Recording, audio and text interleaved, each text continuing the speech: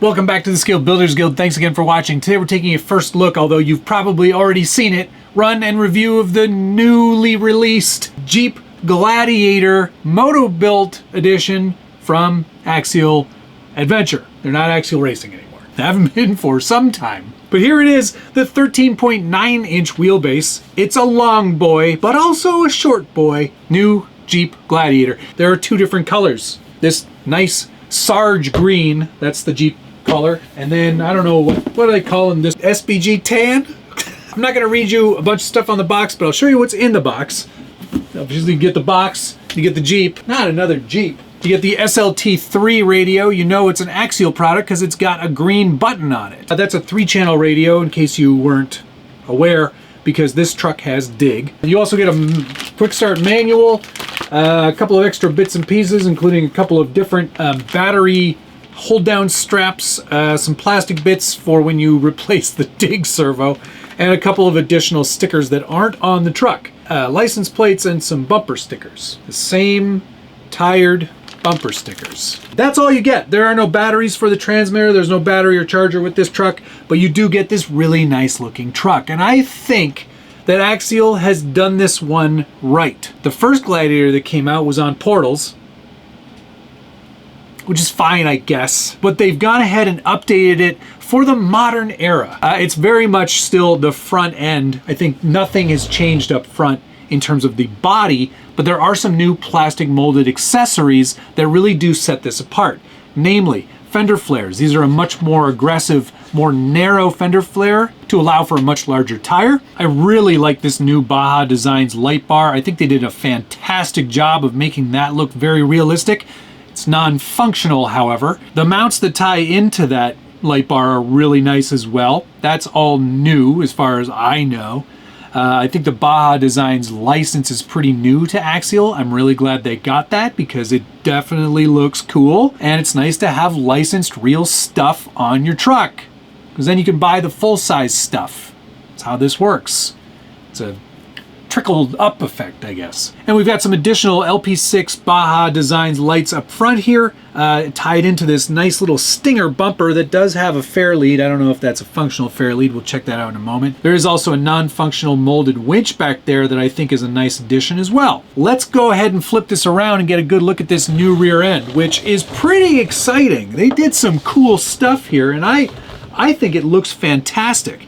It's a nice short bobbed bed. This is the Motobilt Waypoint treatment. So you get the Waypoint bumpers, front and rear. You get a different slider that is more appropriate to this truck. And then of course you get this nice bobbed bed, which I think they did an amazing job on. You've got these nice LED lights along the side here, which are very, very cool.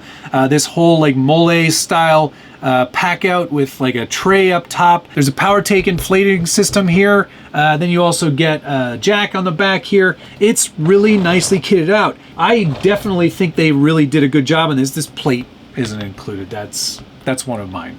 Thanks to Thread and Resin. Thank you for that. Really nice looking body. The Sarge green looks really fantastic. Maxxis Trepidors in the Axial Soft compound, and you can tell it's soft. Those foams are also quite soft. Those are KMC grenades, and it is an actual beadlock wheel, which is really nice. That means you can take these tires off, replace them with whichever tires you like, and still use those beadlocks. I do like that they cover up the nuts too. I think that's a nice touch. Looks really good.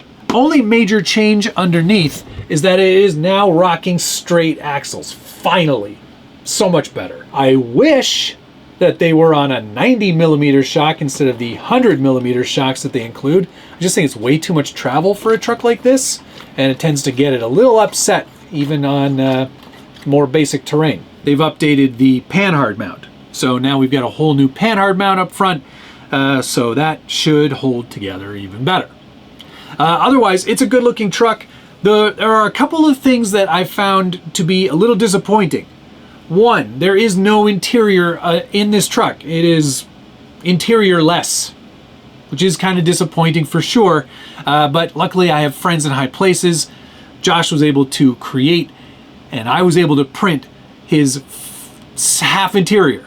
There is no floor pan, but there are seats and a roll cage and a dashboard and a steering wheel, so that all ties together and adds some dimension to the inside of the truck.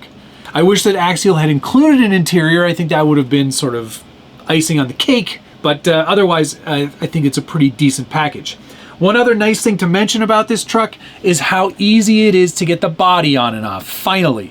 There are two really nice big tabs under there, and I'm just gonna unplug the lights here so we can get a better look at everything. You can see, this is all there is that attaches the body to the actual chassis now. There are two of these, one in the front, one in the back, and they are quite robust. They're a little, it's quite easy to get them off, not as easy to get them on, which is good. But one thing I did notice that is kind of interesting is that the entire inner bed structure is rigid, hard molded plastic. So it adds a lot of rigidity to this short bobbed bed.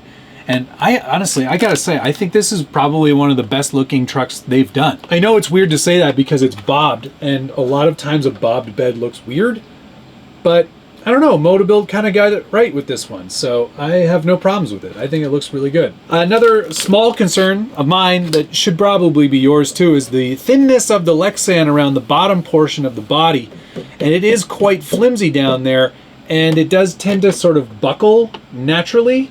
I think it is just the fact that these are a bit flimsy, and if you torque these bolts when you put in these fenders, it's probably going to just twist the body a little bit. Not a big deal, it's a cosmetic thing. That really bothers you, then, you know, maybe this isn't the truck for you. There is a new servo mount as well, which changes where the servo placement is for that winch, and adds a honeycomb pattern in there.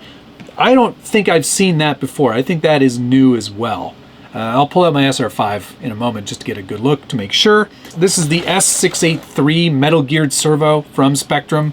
I don't have specs handy on that. They don't publish them on the box, which always makes me think it's not a great servo. 35 turn brushed motor. This is the 1040 ESC, I believe. Very, very basic stuff, but it'll do the job. It's on 100% drag brake or 50% drag brake. Inner fenders, so you can add rock lights if you would like to this package. I'm sure that they sell that as an accessory. All metal links, of course, and nothing else to surprise you. Just a darn good looking truck. Looking at it again, it looks like they've also revised the panhard link. It's a much thinner metal than I remember, and it's also backed off a fair bit. Which probably means that they've made some sort of revision to it for some reason. It is nice and smooth on the belly though. Those extra long sliders are going to be really nice for your breakover angle. It's going to help things tremendously, make it feel a little bit more performance oriented. And now that it's got that short overhang with the bobbed bed, this might actually do pretty well. That snaps into place real nice though, I gotta say, that's pretty good. Good looking truck. Very pleased to see those large Trepadors on there. I think the grenade wheels are a nice touch. The Sarge green paint is really good. The yellow trim looks great. All of the hard plastic molded details are fantastic. The short bobbed bed really adds a whole other dimension to this truck.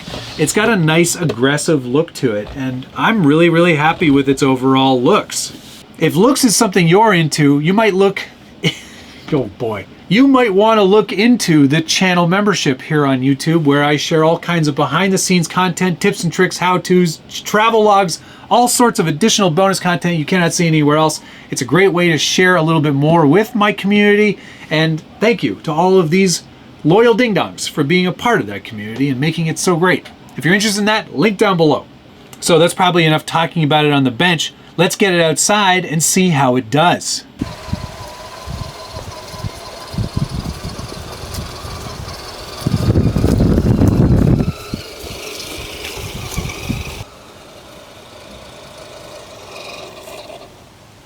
Well, hello and welcome back to the Scale Builders Guild. We're outside again, and rather than do a traditional running video, I thought I'd do a little chatty running video, all in real time, so you get to see this truck in action at its real pace, not slowed down. Of course, my usual area, quite overgrown. Sometimes it's nice to hear a truck as it actually runs, rather than the slowed down version. This just gives you a better impression of what it's going to be like when you get it, because you're not driving it in slow motion. Now, don't get me wrong, I like making the arty videos, but there's also something really nice about a nice live action, real-time video. You can see that 100% drag brake is 100%, but still has some nice slow action. That's really nice. Good to see that.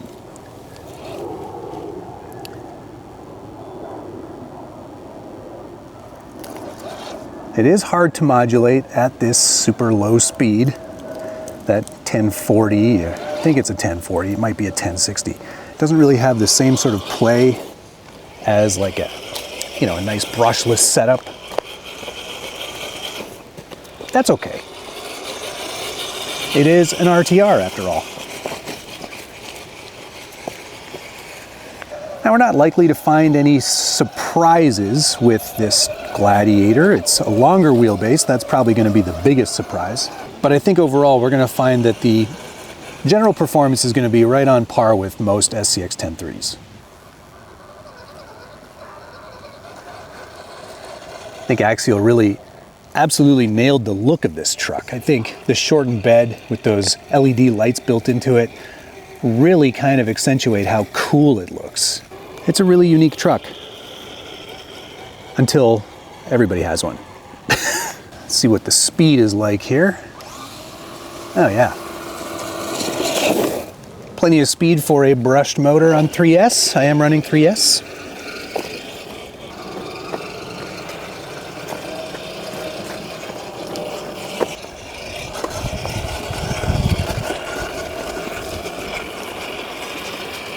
As I've been going on this journey with this channel, sort of just tried to mix it up and keep it fresh and do different things. So just a normal real-time video seemed like the right thing to do. I will say this is a very quiet SCX 10.3. And man, it really does look good. It's a good-looking truck. I wish that body was a little thicker at the bottoms though. As you can see, it's poking out there beyond the slider. See if I can fix that. Yeah, that sort of fixed it.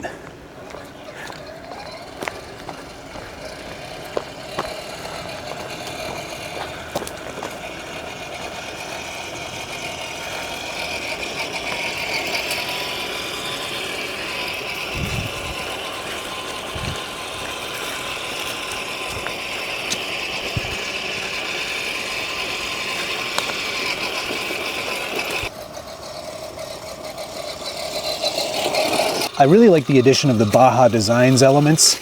Those rear tail lights are pretty cool. Front fog lights, also very cool. I wish the light bar was functional, but otherwise, darn good looking truck, man.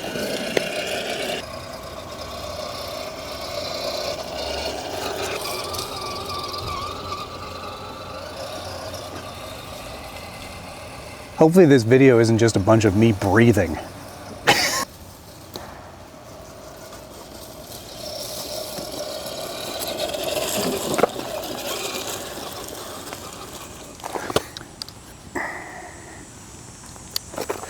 We should probably test out that dig so we can see what that dig looks like. See if I can do this all one-handed here. Engaged. Yeah, as expected, that gives it an exceptional turning radius. And it unlocks itself pretty nicely too. That used to be a real problem with the original SCX 10.3 transmissions, so glad to see they've made some revisions to that to fix that.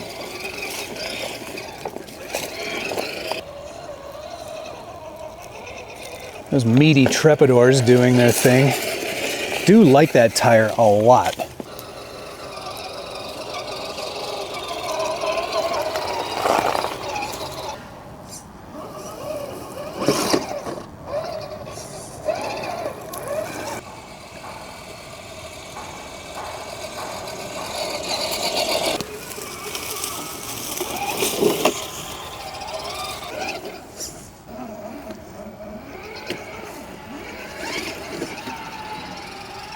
Nice.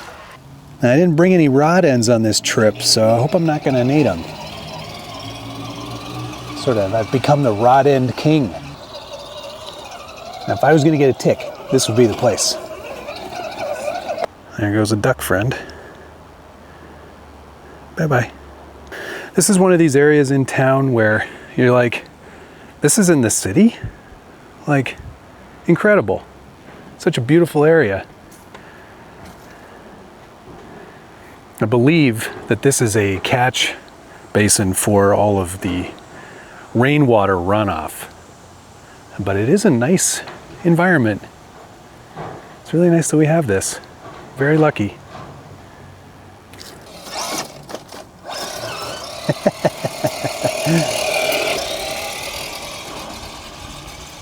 I don't remember it raining, but I guess it rained. Man, this looks really nice.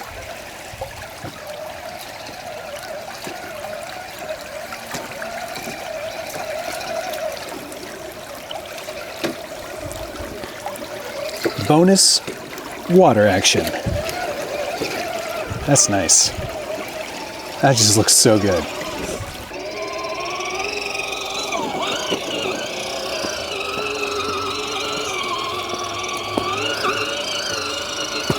You know, I think that extra long wheelbase is helping a lot with these sort of, you know, mid trails. They're not difficult by any means, but it definitely kind of gives you a little more performance.